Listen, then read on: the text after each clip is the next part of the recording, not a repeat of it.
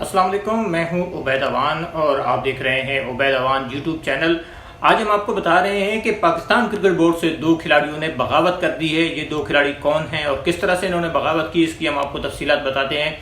इससे पहले हम आपको ये बता दें कि इन दो खिलाड़ियों को पाकिस्तान क्रिकेट बोर्ड ने जो हालिया सेंट्रल कॉन्ट्रैक्ट अनाउंस किया है उसमें पाकिस्तान क्रिकेट बोर्ड ने इनको सेंट्रल कॉन्ट्रैक्ट नहीं दिया, जिसकी वजह से ये दो खिलाड़ी बगावत के ऊपर ये उतर आए और इन्होंने पाकिस्तान क्रिकेट बोर्ड का व्हाट्सएप ग्रुप छोड़ दिया। ये दो खिलाड़ी कौन है इसके बारे में हम आपको अभी बताते हैं। इससे पहले हम आपको ये बताएं कि कई खिलाड़ी जहां पर नए सेंट्रल कॉन्ट्रैक्ट के अंदर इन हुए वहां पर कई खिलाड़ी आउट भी हुए और जो खिलाड़ी इन हुए वो तो काफ़ी खुश थे, लेकिन जिन खिलाड़ियों को सेंट्रल कॉन्ट्रैक्ट नहीं मिला वो उस पर काफ़ी असुरदा थे। और उनमें से दो खिलाड़ी ऐसे हैं जिन्होंने अपनी नाराज़गी का इजहार किया और न सिर्फ इजहार किया बल्कि अमली तौर पर उसका मुजाहरा भी किया।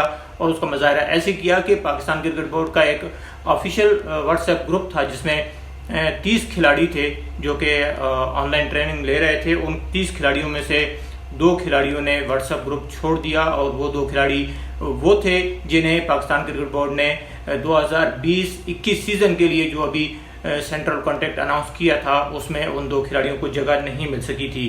तो हम आपको ये बताएं कि 13 मई को पाकिस्तान क्रिकेट बोर्ड ने सेंट्रल कॉन्ट्रैक्ट अनाउंस किया था। उसमें जिस तरह हमने देखा जो तफसीलात सामने आई थी उसमें 3 कैटेगरीज जो है वो अनाउंस की गई थी और उसके साथ एक कैटेगरी जो है वो नए खिलाड़ियों के लिए जिसमें 3 खिलाड़ियों को रखा गया था वो भी अनाउंस की गई। इसी सेंट्रल कॉन्ट्रैक्ट के अंदर अनाउंस किया गया कि अजहर अली टेस्ट टीम के कप्तान होंगे जबकि बाबर आजम T20 और वनडे टीम के कप्तान होंगे। इससे पहले वनडे टीम के कप्तान अभी तक सरफराज अहमद चले आ रहे थे, लेकिन इस अनाउंसमेंट के अंदर ये बताया गया कि सरफराज अहमद को वनडे की कप्तानी से भी हटाया गया। इससे पहले सरफराज को T20 और टेस्ट से तो पहले ही हटाया जा चुका था और T20 में बाबर आजम को कप्तान बनाया गया था और अजहर अली को टेस्ट टीम की क़यादत दी गई थी। लेकिन वनडे के लिए किसी को अनाउंस नहीं किया गया था। पिछले साल क्योंकि पाकिस्तान ने टेस्ट मैचेस भी खेले थे श्रीलंका के खिलाफ और फिर ऑस्ट्रेलिया में जाकर, लेकिन T20 मैचेस तो खेले गए, वनडे मैचेस जो है वो पाकिस्तान ने नहीं खेले थे, तो इस वजह से वनडे का कप्तान कोई अनाउंस नहीं हुआ था। लेकिन अब पाकिस्तान क्रिकेट बोर्ड ने ये बाकायदा तौर पर अनाउंसमेंट कर दी कि नया जो सेंट्रल कॉन्ट्रैक्ट होगा उसमें 2 कप्तान रखे गए हैं और उन 2 कप्तानों में अजहर अली और बाबर आजम शामिल हैं। इसके अलावा जो सेंट्रल कॉन्ट्रैक्ट की जो लिस्ट दी गई उसमें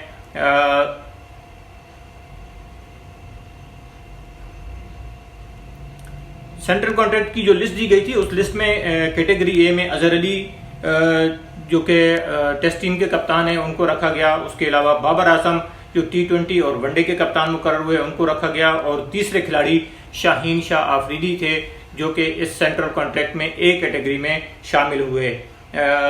जो साबिक कप्तान थे सरफराज अहमद वो इससे पहले ए कैटेगरी में थे, लेकिन उनकी तनज़्ज़ुली हुई और वो बी कैटेगरी में चले गए।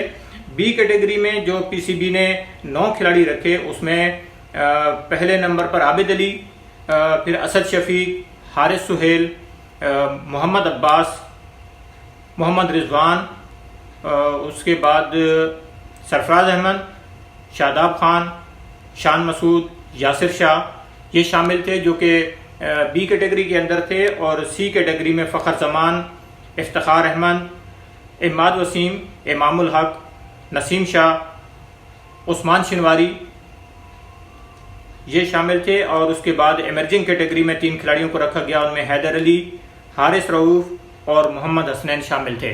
तो ये टोटल जो है वो सेंट्रल कॉन्ट्रैक्ट के अंदर जिन खिलाड़ियों को रखा गया था वो इस लिस्ट के अंदर शामिल हुए। और इसके बाद 3 बड़े नाम पाकिस्तान क्रिकेट के जो माजी करीब में बड़ा अहम हिस्सा रहे और न सिर्फ T20 वनडे क्रिकेट बल्कि कुछ टेस्ट क्रिकेट में भी बड़े अरसे से पाकिस्तान टीम को सर्व करते हुए आ रहे थे और पाकिस्तान टीम के साथ जो वो रहे, लेकिन उनको इस सेंट्रल कॉन्ट्रैक्ट में जगह नहीं मिली और उन्हें बाहर किया गया। उनमें से 2 खिलाड़ी ऐसे थे जिन्होंने पाकिस्तान क्रिकेट बोर्ड का जो ऑफिशियल व्हाट्सएप ग्रुप था वो अब से कुछ दिन पहले उन्होंने छोड़ दिया और इसकी बाकायदा तस्दीक हुई, ज़राए ने इसकी तस्दीक की कि 2 खिलाड़ी पाकिस्तान क्रिकेट बोर्ड के जो ऑफिशियल ग्रुप था, एक ग्रुप बनाया गया था पीसीबी की तरफ से जिसमें 30 खिलाड़ी शामिल थे और उसमें उन खिलाड़ियों को ऑनलाइन ट्रेनिंग दी जा रही थी। जैसे कि आपको पता है कि इस लॉकडाउन के अंदर खिलाड़ी जो है वो ऑनलाइन ट्रेनिंग ले रहे हैं काफ़ी सारे खिलाड़ियों से, और जो फिटनेस टेस्ट हुए थे उसमें वो भी ऑनलाइन हुए थे और उसके लिए एक व्हाट्सएप ग्रुप बनाया गया था। उस व्हाट्सएप ग्रुप में जो उस व्हाट्सएप ग्रुप को देख रहे थे वो ट्रेनर हैं यासिर मलिक, और यासिर मलिक ने ये ग्रुप बनाया था। उस व्हाट्सएप ग्रुप से उन 2 फास्ट बॉलर्स ने जो है वो अपने आप को अलहदा कर लिया, और उसके बाद ये उनकी तरफ से बाकायदा सामने आया, उनका एहतजाज सामने आया कि उन्होंने सेंट्रल कॉन्ट्रैक्ट न मिलने के बाद बाकायदा एहतजाज किया है और उन्होंने पाकिस्तान क्रिकेट बोर्ड का ऑफिशियल व्हाट्सएप ग्रुप छोड़ दिया। तो इन खिलाड़ियों में एक फास्ट बॉलर मोहम्मद आमिर थे जिन्होंने ये व्हाट्सएप ग्रुप छोड़ा। हालांकि मोहम्मद आमिर को T20 और वनडे क्रिकेट में पाकिस्तान टीम में शामिल किया जाता है। टेस्ट क्रिकेट वो छोड़ चुके और उन्होंने खुद अनाउंस किया था कि अब वो टेस्ट क्रिकेट में शामिल नहीं होंगे क्योंकि उन्हें ज़्यादा तवज्जो देनी है T20 और वनडे को। इस वजह से उन्होंने टेस्ट क्रिकेट से खुद को अलग कर लिया था। तो वो T20 और वनडे में तो शामिल हैं लेकिन उन्हें सेंट्रल कॉन्ट्रैक्ट ना मिला। हालांकि हम देखते हैं कि कई और खिलाड़ी ऐसे हैं सेंट्रल कॉन्ट्रैक्ट के अंदर जो कि एक टाइप की क्रिकेट खेल रहे हैं, या वो टेस्ट खेलते हैं या फिर वो T20 खेलते हैं। कुछ खिलाड़ी ऐसे हैं जो कि T20 और वनडे खेलते हैं। चंद खिलाड़ी हैं जो कि तीनों फॉर्मेट खेलते हैं, लेकिन इस सेंट्रल कॉन्ट्रैक्ट की जिस तरह समझ नहीं आई और जिस पॉलिसी के तहत ये बनाया गया। इफ्तिखार अहमद को अगर देखा जाए उन्होंने बहुत थोड़ी क्रिकेट खेली है और वो इस सेंट्रल कॉन्ट्रैक्ट के अंदर शामिल हैं, लेकिन कैसे शामिल हुए, किस तरह हुए, ये अलग बहस है। और उसके बाद ये भी आवाज़ें आई कि इफ्तिखार अहमद को सिर्फ इसलिए शामिल किया गया है कि वो SNGPL से खेलते हैं, और SNGPL क्योंकि इस वक्त जो पाकिस्तान क्रिकेट टीम के कोच हैं, हेड कोच मिसबाहुल हक, वो SNGPL से ताल्लुक़ रखते हैं। जो सुई नॉर्दर्न गैस कंपनी है उससे ताल्लुक़ है पाकिस्तान क्रिकेट बोर्ड के जो इस वक्त चीफ सेलेक्टर हैं और जो पाकिस्तान क्रिकेट टीम के हेड कोच हैं मिसबाहुल हक, वो उसी इदारे से ताल्लुक़ रखते हैं और उसी इदारे से इफ्तिखार अहमद का भी ताल्लुक़ है। तो इसलिए ये कहा जा रहा है कि इफ्तिखार अहमद को शायद कुछ इन बुनियादों के ऊपर जो है वो प्रेफर किया गया और उन्हें सेंट्रल कॉन्ट्रैक्ट दिया गया। बहरहाल अभी हम बात कर रहे हैं कि जो 2 खिलाड़ी पाकिस्तान क्रिकेट बोर्ड से बगावत की है जिन्होंने, उन 2 खिलाड़ियों में एक नाम मोहम्मद आमिर का शामिल है और दूसरे जो खिलाड़ी हैं वो हसन अली हैं। हसन अली इस बात पर भी काफ़ी नालां थे कि पाकिस्तान क्रिकेट बोर्ड के जो डॉक्टर्स थे उन्होंने उनके केस को सही तरह से ट्रीट नहीं किया और उन्हें काफ़ी टाइम लगाना पड़ा। जो उनकी इंजरी थी वो इतनी ज़्यादा नहीं थी, लेकिन उसके बरक्स उन्हें काफ़ी टाइम जो है वो उसके ऊपर लगाना पड़ा और उन्हें उस तरह से रिकवरी नहीं हुई। हालांकि हमने देखा कि PSL से पहले भी ये बात सामने आई कि हसन अली पूरी तरह फिट नहीं है, लेकिन उसके बावजूद हसन अली पेशावर ज़ल्मी की तरफ से हमें एक्शन में नज़र आए और उसके बाद उनकी परफॉर्मेंस एक अलग बात है कि उस तरह की परफॉर्मेंस नहीं रही।